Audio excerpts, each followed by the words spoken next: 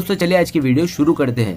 दोस्तों वीडियो शुरू करने से पहले मैं आपको एक बात बता दूं कि आपने अभी तक हमारे इस चैनल को सब्सक्राइब नहीं किया हो तो नीचे पर आपको ग्रीन बटन में सब्सक्राइब करके लिखा रहा होगा, इसके ऊपर क्लिक कर लीजिए और साइड में नोटिफिकेशन बेल भी आएगा, उसको भी क्लिक कर लेते हैं कि आपको मिल सके हमारे अगले वीडियो की नोटिफिकेशन सबसे पहले और आप कुछ नया सीख सके। कुछ करिए नस नस मेरी खोले, हाय कुछ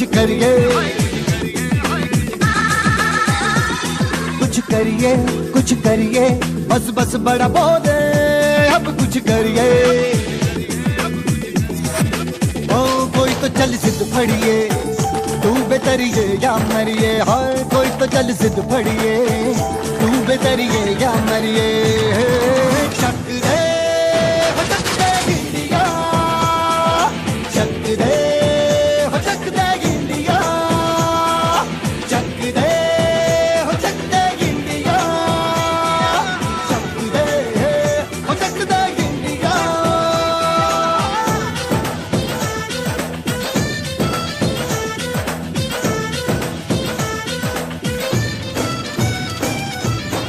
लड़ती पतंगों में, भिड़ती उमंगों में।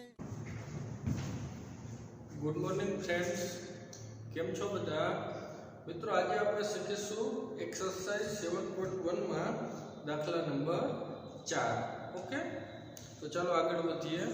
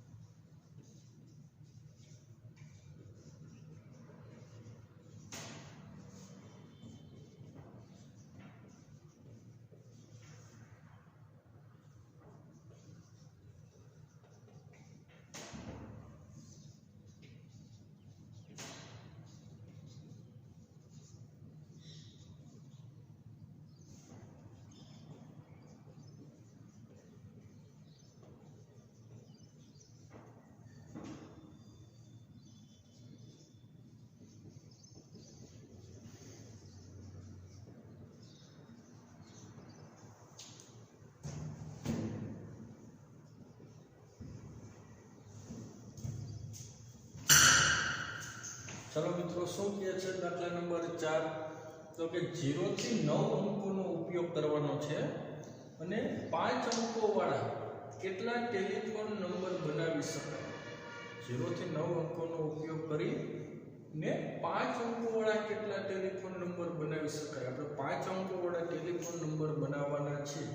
0 થી 9 એટલે કે કુલ અંકો કેટલા થશે? 10 અંકો થાય। તો હવે દરેક નંબરની શરૂઆત છે ને, પણ 5 અંકોવાળા ટેલિફોન નંબર બનાવવાના છે, પરંતુ દરેક અંકોની શરૂઆત 67 થી થવી જોઈએ એવું કીધું છે। જો તથા અંકોનું પુનરાવર્તન કરવાની છૂટ આપવામાં આવી નથી, બરાબર। અંકોનું પુનરાવર્તન કરવાનું નથી। દરેક નંબરની શરૂઆત ક્યાંથી થવી જોઈએ? 67 થી થવી જોઈએ। અને 0 થી 9 અંકોનો ઉપયોગ કરી 5 અંકોવાળા આપણે ટેલિફોન નંબર બનાવવાના છે। ઓકે મિત્રો, આ ચેપ્ટર વ્યવસ્થિત સમજીને શીખવાનું।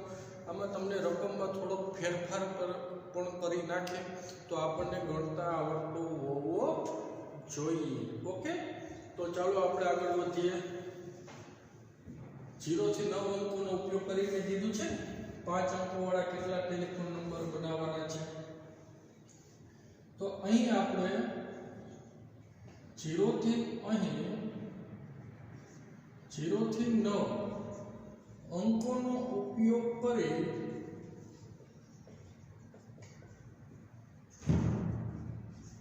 5 અંકોવાળા ટેલિફોન નંબર બનાવવાના છે।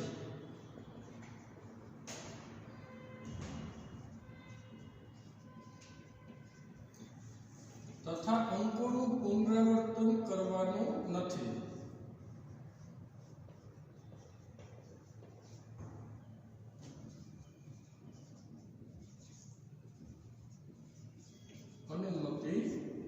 નથી। દરેક નંબરની શરૂઆત ક્યાંથી કરવાની છે? 67 થી કરવાની છે। દરેક નંબરની શરૂઆત 67 થી થવી જોઈએ એવું કીધું છે।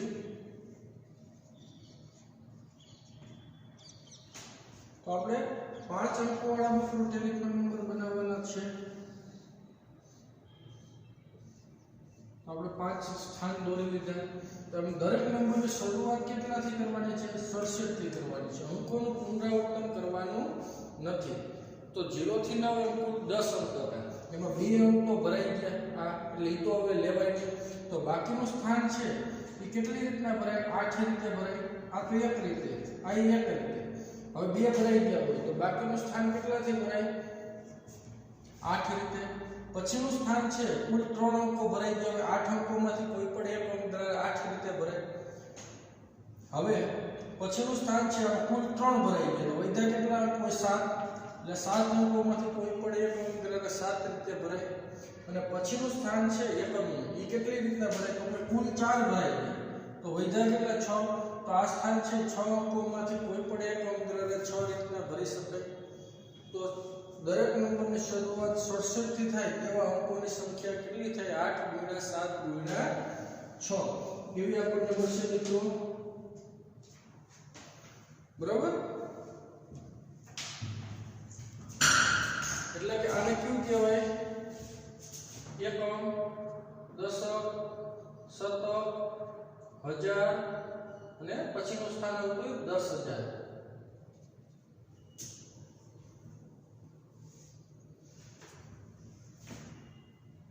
તો હવે શતકનું સ્થાન કેટલી રીતના ભરાય? 8 રીતે, દશકનું 7 રીતે અને એકમનું કેટલી રીતના ભરાશે? 6 રીતે ભરાય। તેથી શતકનું સ્થાન 8 અંકોમાંથી કોઈ પણ એક અંક દ્વારા 8 રીતના ભરી શકાય।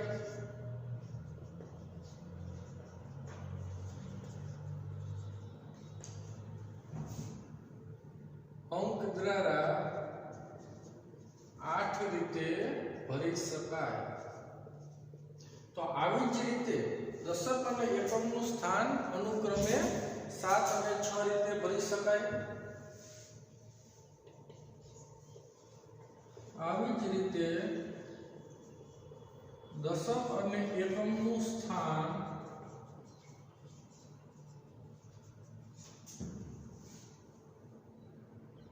અનુક્રમે 7 અને 6 રીતે ભરી શકાય।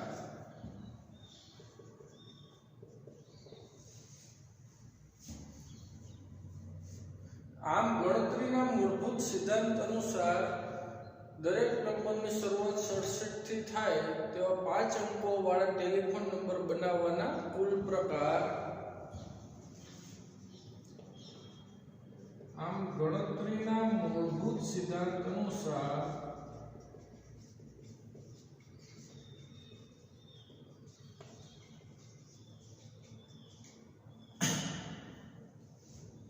દરેક નંબરની શરૂઆત 67 થી થાય તેવા 5 અંકો વાળા ટેલિફોન નંબર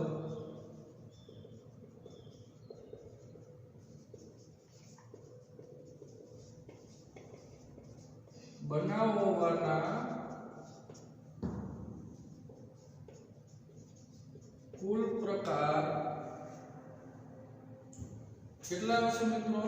તો કે 1 × 8 × 7 × 6 એટલે કે 336 આવે।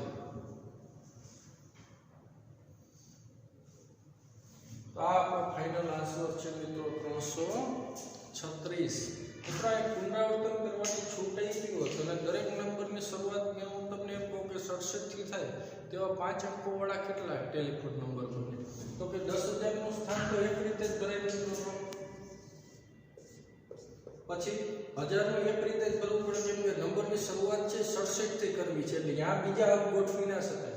હવે અંકોનું પુનરાવર્તન કરવાની છૂટ આપવામાં આવે, પુનરાવર્તન સાહિત્ય तो हवे शतकनुं स्थान केटली रीतना भराय तो का तो कोई आ बे पाछळमां भरी शको तो केटली रीतना भराय 10 रीते आई 10 रीते અને आई केटली रीतना भराय 10 रीतना भराय ने तो आवा 5 अंकोवाळा टेलिफोन नंबर बनाववाना प्रकार केटला આવે તો કે 1000 આવશે ओके પુનરાવર્તન કરવાની છૂટ આપેલી હોય તો ખ્યાલ આવી ગયો બધા મિત્રોને સમજાણું બધાને વ્યવસ્થિત તો ચાલો આગળ વધીએ હવે નેક્સ્ટ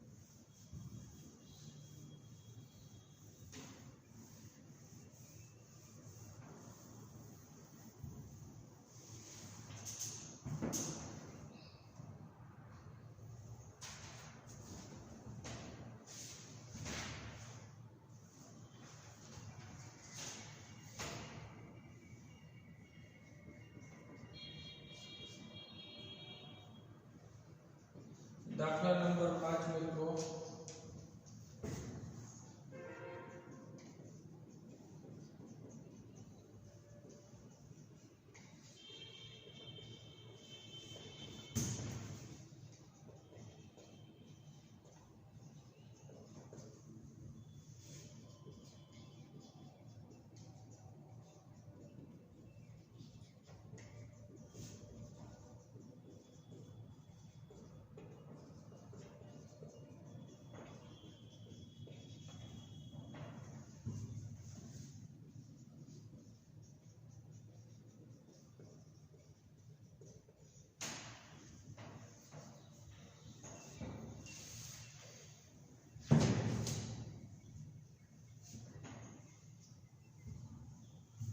હવે શું કહે છે કે એક સિક્કો છે એને 3 વખત ઉછાળવામાં આવે છે કેટલી વખત ઉછાળે છે મિત્રો એક સિક્કાને 3 વખત ઉછાળવામાં આવે છે અને પરિણામ નોંધવામાં આવે છે એવું કીધું તો હું કીધું છે કેટલા શક્ય પરિણામો મળે મિત્રો તમે શીખી ગયા કે એક સિક્કાને 3 વખત ઉછાળતા મળતા પરિણામોની સંખ્યા કેટલી હોય 8 હોય બરાબર કેમ કે એક પહેલી વખત ઉછાળો તો 2 પરિણામ મળે બીજી વખત ઉછાળો તો 2 પરિણામ મળે ક્યું 2 પરિણામ હોય મિત્રો છાપ કે કાંટો છાપને હેડ કહીએ એટલે કે એચ નામ આપીએ અને કાંટો એટલે કે ટેલને આપણે શું કહીએ ટી કહીએ તો એક સિક્કાને ઉછાળતા 2 શક્ય પરિણામો મળે એચ કા ટી મળે એક સિક્કાને ઉછાળતા 2 પરિણામો एच का टी મળે આપણને પછી બીજા સિક્કાને ઉછાળતા 2 પરિણામો મળે एच का टी ત્રીજા સિક્કાને ઉછાળતા આપણને 2 પરિણામો મળે एच का टी તો આમ ગણતરીના મૂળભૂત સિદ્ધાંત અનુસાર બધાયને વારાફરતી ઉછાળવા કે એક સિક્કાને 3 વખત ભેગો ઉછાળી દો તો મળતા પરિણામોની સંખ્યા હોય તો કે ત્રણેયનો ગુણાકાર 2 * 2 * 2 એટલે કેટલા પરિણામો મળે 8 પરિણામો મળશે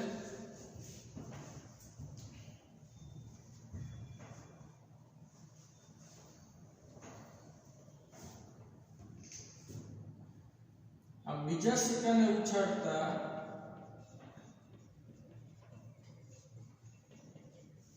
2 પરિણામો ક્યાં મળે કાં તો એચ કા ટી મળે અને ત્રીજા સિક્કાને ઉછાળતા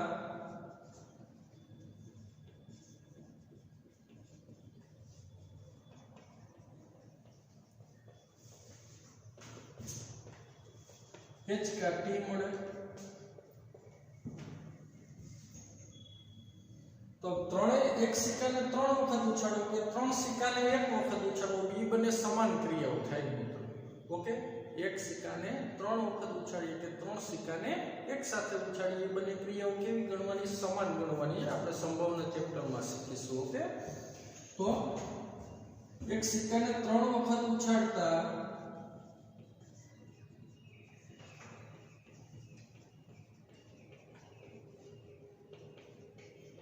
મળતા શક્ય પરિણામોની સંખ્યા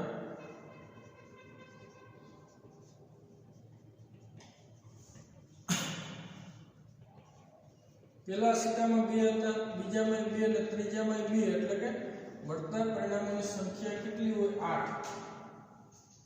ને 8 પરિણામ ક્યાં મળતા હોય મિત્રો? જો પેલા સિક્કાને ઉછાળતા h કાટી મળતું હતું, બીજાને ઉછાળતા h કાટી મળે, અને ત્રીજાને ઉછાળતા h કાટી મળે. આપણે લખવાનું નથી પણ સમજૂતી માટે છે કે 8 પરિણામો ક્યાં હોય. તો પેલા આ બેનો કાર્તેય ગુણાકાર કરો આપણે શીખી ગયા. hh, પછી આવે ht, પછી આવે th અને પછી આવે tt. ગુણ્યા હજી ગણમાં શું આપ્યું છે? ht આપ્યું. હવે આ બંનેનો ગુણાકાર કરી નાખીએ તો શું આવે? hh, પછી hht, પછી ht નો આ બે વાળો hth, htt, પછી th નો આ બે ગુણાકાર thh, tht. હવે tt નો વાળો તો tth અને ટ્રિપલ t. તો 8 પરિણામો મળતા હોય મિત્રો એક સિક્કાને 3 વખત ઉછાળતા, કે 3 સિક્કાને એક સાથે ઉછાળવું. એ બંને ક્રિયાઓ કેવી છે? સમાન છે. આ આપણને શું કીધું હતું કે એક સિક્કાને 3 વખત ઉછાળતા મળતા પરિણામોની સંખ્યા કેટલી હોય? 3 વાર ઉછાળવાનો છે, એટલે 3 વાર h કાટી મળે. પહેલી વાર ઉછાળો તો h કાટી મળે, બીજી વાર ઉછાળો તો h કાટી, અને ત્રીજી વાર ઉછાળો તો શું મળે? h કાટી મળે. આમ એક સિક્કાને 3 વખત ઉછાળતા મળતા શક્ય પરિણામોની સંખ્યા ગણતરીના મૂળભૂત સિદ્ધાંત અનુસાર શું હોય? 2 ગુણ્યા 2 ગુણ્યા 2 એટલે કે 8 મળતી હોય આપણને. ખ્યાલ આવી ગયો બધા મિત્રોને? તો ચાલો આગળ વધીએ. હવે નેક્સ્ટ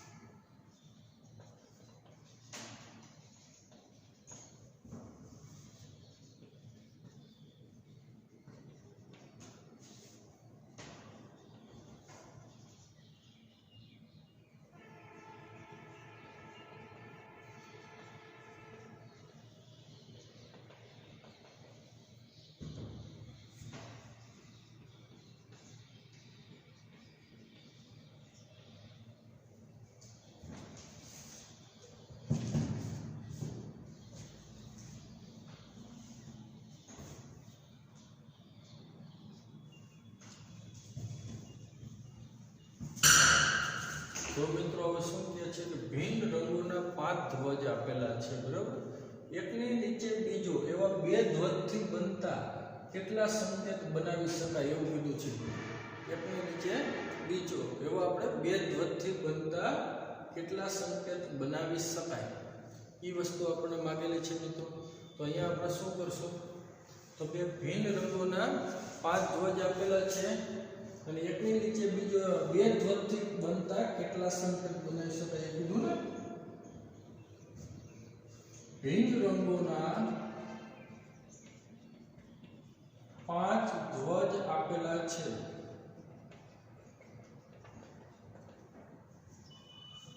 બે ધ્વજનો ઉપયોગ કરી સંકેત બનાવવાનો છે બે ધ્વજનો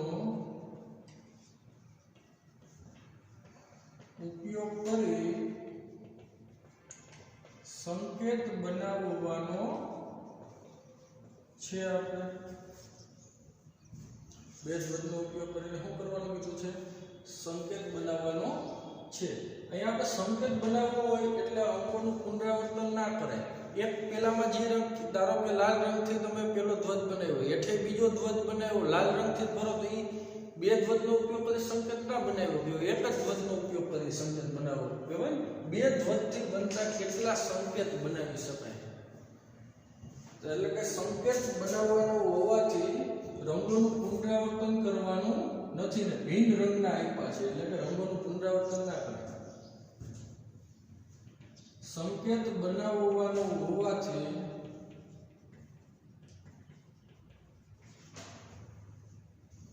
પુનરાવર્તન કરવાનું નથી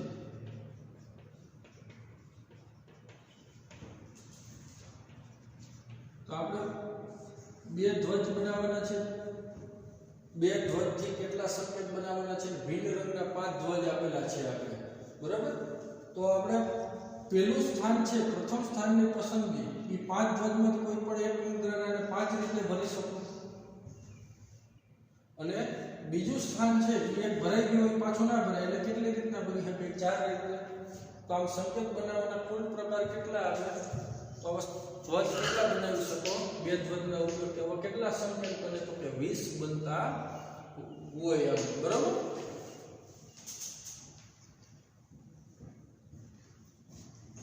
આમ પ્રથમ ધ્વજની પસંદગી 5 રીતે કરી શકાય અને બીજા ધ્વજની પસંદગી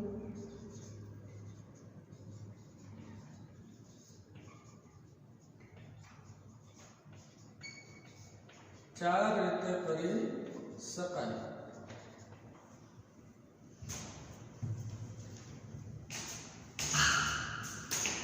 આમ ભિન્ન રંગના 5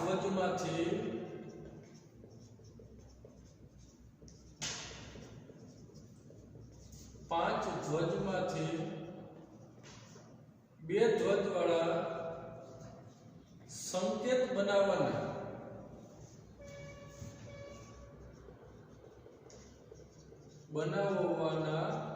કુલ પ્રકાર કેટલા આવે 5 × 4 એટલે કે 20 મળે આમ સંકેત કેટલા બનાવી શકાય આમ 20 સંકેત બનાવી શકાય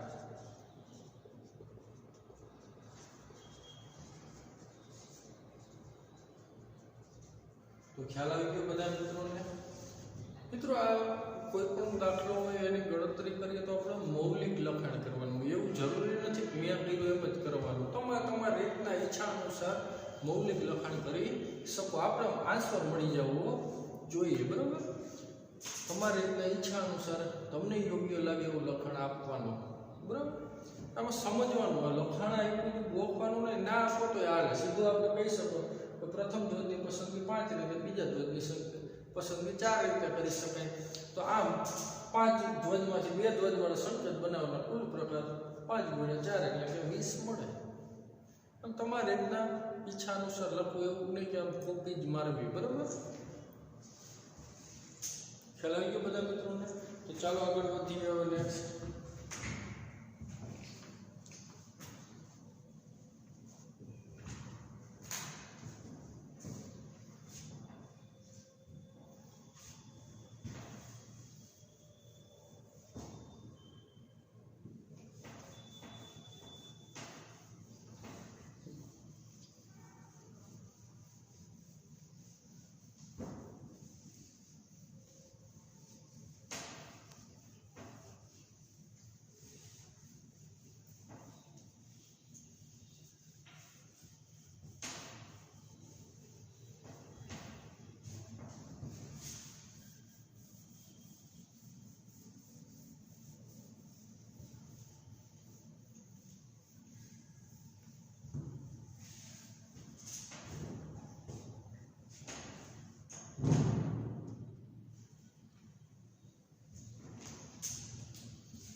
મિત્રો આપણે જોશું क्रमचय એટલે શું આપણે હવે એક્સરસાઇઝ 7.1 કમ્પ્લીટ થઈ ગઈ છે મિત્રો હવે આપણે જોવાનું છે એક્સરસાઇઝ 7.2 અને એમાં દાખલા છે આપણે क्रमचय આધારિત છે ઓકે તો આપણે क्रमचय જોઈએ પછીનો ટોપિક આવશે એ હશે સંચય ઓકે આ તો પ્રાથમિક ખ્યાલ હતો કે ગણતરીનો મૂળભૂત સિદ્ધાંત કોને કહેવાય ને એના આધારિત આપણે દાખલા જોયા હતા હવે આપણે જોશું क्रमचय એટલે શું મિત્રો તો કે આપેલ વસ્તુઓમાંથી અમુક અથવા તો બધી જ વસ્તુઓની ચોક્કસ ગોઠવણી એ क्रमचय છે જેટલી વસ્તુઓ આપી હોય એમાંથી હું તમને એમ કહું કે અમુક વસ્તુ ગોઠવું અથવા તો એમ કહું કે બધી જ વસ્તુઓ ગોઠવું તો જે આ ગોઠવણી થાય છે એને આપણે क्रमचय કહેવાય ઓકે તો क्रमचय આપણે જોશું આપેલ વસ્તુઓમાંથી અમુક અથવા બધી જ વસ્તુઓની ચોક્કસ ગોઠવણી એ क्रमचय છે અને સંચયમાં હોય મિત્રો પસંદગી હશે અને क्रमचयમાં શું હોય ગોઠવણી કરવાની અને સંચયમાં પસંદગી કરવાની હોય ઓકે તો આપણે क्रमचय જોઈએ આપેલ વસ્તુઓમાંથી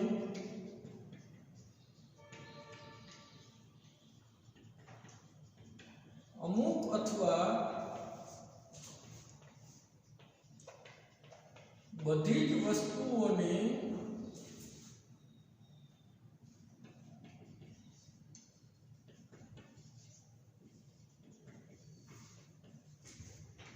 ચોક્કસ ગોઠવણી क्रमचय છે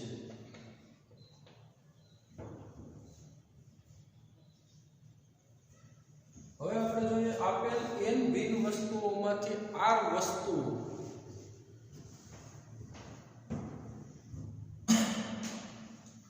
n ભિન્ન વસ્તુઓમાંથી આપેલ r વસ્તુઓ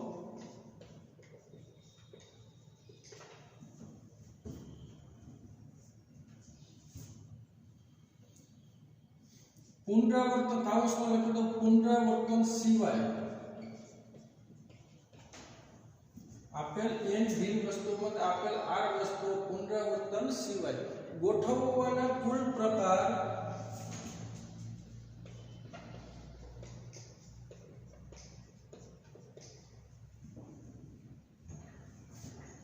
n into n minus 1 into n minus 2 થી up to n minus r plus 1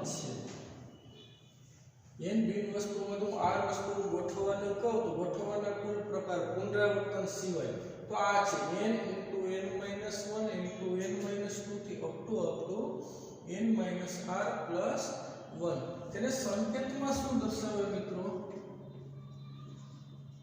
એને સંકેતમાં npr વડે દર્શાવાય છે જો p ની ડાબી સાઈડ n અને p ની જમણી બાજુ અહીં છે r એટલે npr વડે દર્શાવાય એટલે આ વસ્તુને આપણે આમ પણ લખાય npr n ફેક્ટોરિયલ હજી હોય ને એનો ફેક્ટોરિયલ ના છેદમાં બેનો તફાવતનો ફેક્ટોરિયલ એટલે કે n r ફેક્ટોરિયલ તો આ થઈ ગયું ગોઠવવાની પ્રકાર n ભિન્ન વસ્તુઓમાંથી r વસ્તુ ગોઠવવાના પ્રકાર કેટલા હોય એમ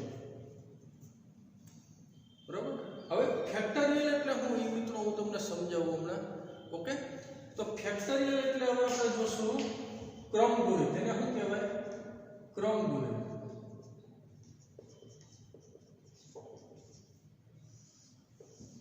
કાઉન્સમાં આવશે ફેક્ટોરિયલ નો સંકેત તો જોઈએ ને આને શું કહેવાય ફેક્ટોરિયલ કહેવાય તો મિત્રો એ આપણે જોવાનું છે કે ક્રમગુણિત એટલે શું તો કે હું તમને એમ કહું કે n ફેક્ટોરિયલ એટલે શું n ફેક્ટોરિયલ તો કે n ને મારે 1 સુધી લંબાવવાનું ત્યાં ક્યાં સુધી આવશે 1 સુધી લંબાવી દેવાનો તો n ફેક્ટોરિયલ તમને મળતું હોય હું તમને એમ કહું 5 ફેક્ટોરિયલ એટલે તો કે 5 ફેક્ટોરિયલ ની કિંમત શું થાય 5 * 4 * 3 * 2 * 1 આને 1 સુધી લંબાવી દેવાનું અને આનો ગુણાકાર કરી નાખો તો 5 ફેક્ટોરિયલ ની કિંમત મળે તમને હું તમને એમ કહું કે 4 ફેક્ટોરિયલ એટલે શું કે 4 * 3 * 2 * 1 તો એ 4 ફેક્ટોરિયલ ની કિંમત મળે 3 ફેક્ટોરિયલ એટલે શું? તો કે 3 ગુણ્યા 2 ગુણ્યા 1. હવે હું તમને એમ કહું કે 2 ફેક્ટોરિયલ ની કિંમત શું? તો કે 2 ગુણ્યા 1. હું તમને એમ કહું કે 1 ફેક્ટોરિયલ ની કિંમત શું? તો કે 1 જ ખાલી, કેમ કે 1 ફેક્ટોરિયલ છે, 1 ગુણ્યા 1 લખો. તો આ ફેક્ટોરિયલ મિત્રો, ફેક્ટોરિયલ એટલે બીજું કાંઈ છે નહીં, એને આપણે લંબાવટ કહીએ. જો 5 ફેક્ટોરિયલ હોય ને મિત્રો, એને હું આમ લખો જ લખી શકું 5 ગુણ્યા 4 ગુણ્યા, મારે અટકી જાઉં 1 સુધી નથી લખવાનું. તો અટકવું હોય તો એના પછી 3 ફેક્ટોરિયલ કરી મૂકી દેવાનું, તો અટકી જાય. અને હાવ કાયદેસર આંકડામાં જો જોતો હોય તો એને 1 સુધી લંબાવીને ગુણાકાર કરી નાખવાનો. તો તમને એમ થાય કે આ એટલે 3 ફેક્ટોરિયલ છેદમાં અમારે ઉડી જાય છે, તો આ અટકી ઉડાડી નાખે, તો પછી 1 સુધી ના લંબાવે, એટલે લંબાવીને ભાગવું કોઈ ચાલે. ઓકે, તો આ જોયું આપણે ફેક્ટોરિયલ.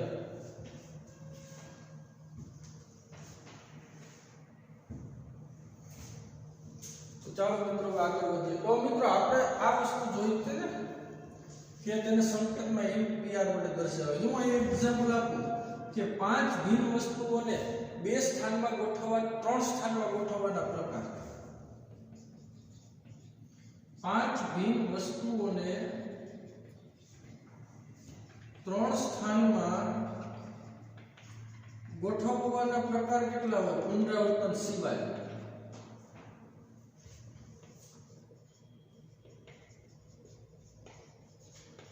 તો આના માટે સૂત્ર છે, તો આને શું કહેવાય? 5p3 કહેવાય. n ભિન્ન વસ્તુના 8 સ્થાનમાં ગોઠવવાના પ્રકાર પુનરાવર્તન સિવાય, તો npr કીધું. તો આને શું કહેવાય? 5p3. તો એના માટે સૂત્ર શું આવે? તો 5 ફેક્ટોરિયલ આ છેદમાં આ બેનો તફાવતનો ફેક્ટોરિયલ 5 ગુણ્યા 3 ફેક્ટોરિયલ. તો 5 ફેક્ટોરિયલ ના છેદમાં કેટલા આવ્યા? 2 ફેક્ટોરિયલ. તો 5 ફેક્ટોરિયલ એટલે શું થાય? 5 ગુણ્યા 4 ગુણ્યા 3 ગુણ્યા, તો એ જે 2 ફેક્ટોરિયલ આપ્યા એટલે હું 2 ગુણ્યા 1 લખો તો હાલે, તો 2 ફેક્ટોરિયલ કરીને મૂકી દઉં તો હાલે. હેઠે 2 ફેક્ટોરિયલ છે, આ બેનો ઉડાડી નાખો તો કેટલા આવે? 60 આવ્યા.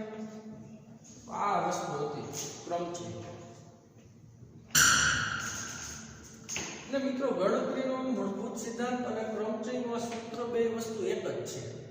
હવે જો હું તમને કહું કે 5 ભિન્ન વસ્તુઓ હતી, ઓકે, એને 3 સ્થાનમાં પુનરાવર્તન સિવાય ગોઠવવાની છે, તો 5 પેલું સ્થાન કેટલી રીતના ભરે? 5 રીતે જ ભરે. આપણે હમણાં એક્સરસાઇઝ 7.1 માં શીખી ગયા ને, એના પછીનું સ્થાન કેટલી રીતના ભરે? તો કે એક ભરાઈ ગયું, પુનરાવર્તન સિવાય કીધું, પાછું ના ભરાય. તો 4 ભિન્ન વસ્તુઓને હવે 2 સ્થાનમાં ગોઠવ્યું, તો એના પછીનામાં કેટલા ભરાય? 4 ભિન્ન વસ્તુ, ને એના પછીનામાં કેવું કીધું? તો કે 3 રીતે ભરાય. તો હવે કેટલા આવ્યું? 5 ગુણ્યા 4 ગુણ્યા 3 કરો એટલે 60 જ આવે. તો આ ગણતરીનો મૂળભૂત સિદ્ધાંત અને ક્રમચયનું આ સૂત્ર બે વસ્તુ કેવી છે? એક જ છે. ઓકે, ખ્યાલ આવી ગયો? તો ચાલો આગળ વધીએ હવે નેક્સ્ટ.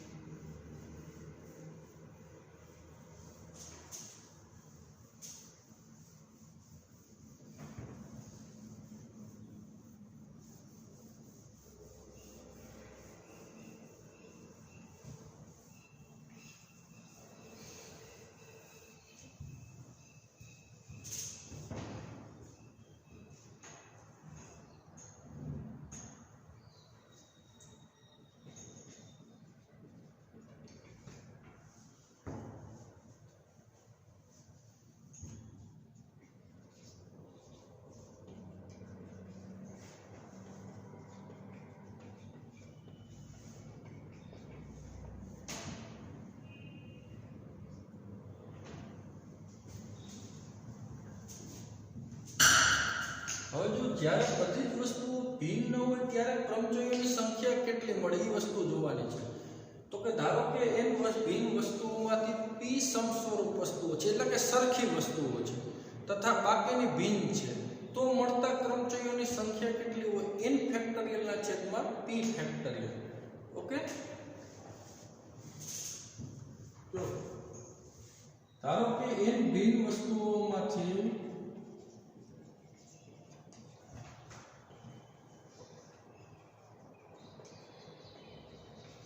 p સમસ્વરૂપ વસ્તુઓ છે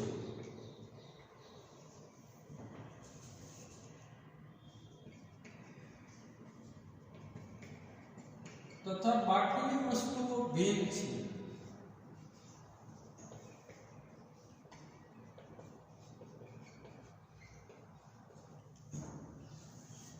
તો મળતા ક્રમચયોની સંખ્યા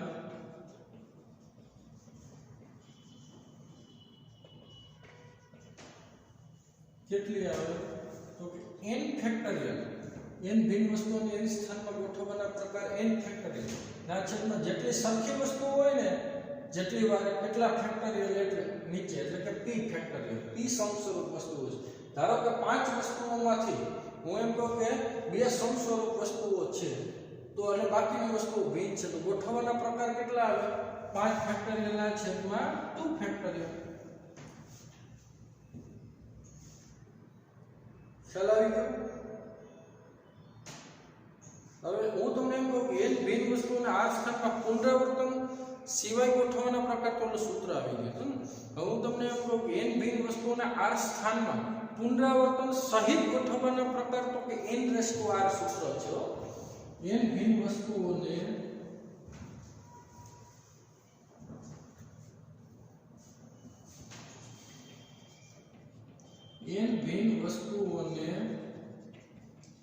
r સ્થાનમાં પુનરાવર્તન સહિત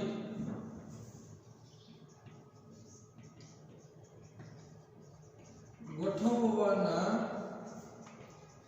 કુલ પ્રકાર n⁻r છે. ગણતરીના મૂળભૂત સિદ્ધાંતમાં પુનરાવર્તન સહિત માટે જે કામ કરતા કે આ સૂત્રનો ઉપયોગ કરો n⁻r બે જવાબ સરખા જ મળે. કેમ મેં તમને સમજાવ્યું હતું કે NPR વાળું સૂત્ર કે પછી પુનરાવર્તન સિવાયની બસ આપણે ગોઠવણી કરતા ગણતરીના મૂળભૂત સિદ્ધાંતનો ઉપયોગ કરી બેમાં આ શું કેવા મળે? સમાન. એમ પુનરાવર્તન સહિતમાં એમાં ગોઠવણી કરીએ અને આ સૂત્રથી આપણે જવાબ મેળવીએ તો બેમાં કેવો જવાબ આવે? સરખો જ આવતો હોય. બરાબર મિત્રો? તો ચાલો હવે મિત્રો આપણે જોશું એક્સરસાઇઝ 7.2. આ એક્સરસાઇઝ 7.2 માં સૂત્રનો ઉપયોગ કરો કે ગણતરીના મૂળભૂત સિદ્ધાંતનો ઉપયોગ કરશો. બે વસ્તુઓના જવાબ કેવા હોય? સરખા જ હોય. બે વસ્તુઓ સરખી જ છે. પાને જરાક જુદી કરીને દર્શાવી છે. ઓકે, ચાલો આગળ વધીએ. હવે નેક્સ્ટ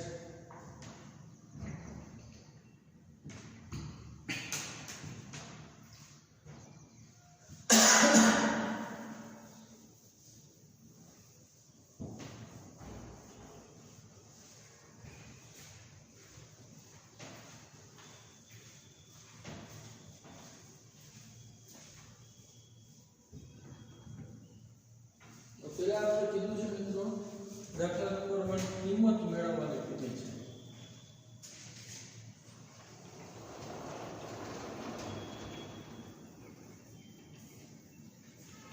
એમાં 8 ફેક્ટોરિયલ કીધું છે મિત્રો. પછી આપણે કિંમત મેળવવાની કીધી છે 4 ફેક્ટોરિયલ માઈનસ 3 ફેક્ટોરિયલ. તો 8 ફેક્ટોરિયલ ની કિંમત કઈ રીતના મળે મિત્રો? 8 ને ક્યાં સુધી લંબાવી દેવાનું? 1 સુધી લંબાવી દેવાનું. 8 × 7 × 6 × 5 × 4 × 3 × 2 × 1. તો 8 ફેક્ટોરિયલ ની કિંમત હવે આ બધાનો ગુણાકાર કરવામાં આવે તો મિત્રો 40320 મળે આપણને. બરાબર? તો 8 ફેક્ટોરિયલ ની કિંમત કેટલી થશે? 40320. હવે આપણે કોની કિંમત મેળવવાની કીધી મિત્રો? 4 ફેક્ટોરિયલ માઈનસ 3 ફેક્ટોરિયલ. ઓકે, તો 4 ફેક્ટોરિયલ એટલે શું થાય? 4 × 3 × 2 × 1 માઈનસ 3 ફેક્ટોરિયલ એટલે 3 × 2 × 1. તો આ કેટલા આવશે મિત્રો? 24. माइनस आ कितना आया 6 24 માંથી 6 જશે તો કેટલા આવે મિત્રો 18 तो 4 ફેક્ટોરિયલ માઈનસ 3 ફેક્ટોરિયલ ની કિંમત કેટલી મળતી હોય મિત્રો આપણને 18 મળશે ઓકે तो ચાલો હવે આગળ વધીએ નેક્સ્ટ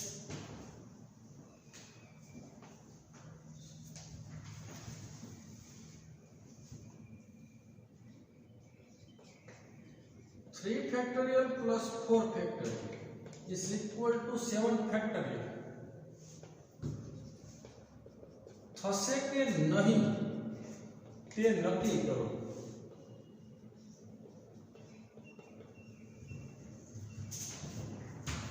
નક્કી કરવાનું છે મિત્રો તો પહેલા 7 ફેક્ટોરિયલ ની કિંમત મેળવી લઈએ મિત્રો 7 ફેક્ટોરિયલ એટલે શું થાય 7 * 6 * 5 * 4 * 3 * 2 * 1 આ બધાનો ગુણાકાર કરવામાં આવે મિત્રો તો આવશે 5040 ઓકે તો 7 ફેક્ટોરિયલ ની કિંમત થઈ મિત્રો હવે આપણે મેળવીએ 3 ફેક્ટોરિયલ તો 3 ફેક્ટોરિયલ એટલે 3 * 2 * 1 એટલે કેટલા આવ્યા 6 4 ફેક્ટોરિયલ એટલે શું આવશે 4 * 3 * 2 * 1 એટલે કેટલા આવે 24 આ બેનો સરવાળો કરો જી મિત્રો 3 ફેક્ટોરિયલ પ્લસ 4 ફેક્ટોરિયલ તો 24 + 6 એટલે કેટલા આવ્યા 30 તો આ બે સરખા થાય તો આમ ના કરી નખાય મિત્રો 4 ફેક્ટોરિયલ પ્લસ 3 ફેક્ટોરિયલ 4 ને 3 7 ફેક્ટોરિયલ થાય બરાબર તો આમાં ફેક્ટોરિયલ માં આ સમાન થશે નહીં તો આમ 3 factorial plus 4 factorial is not equal to 7 factorial okay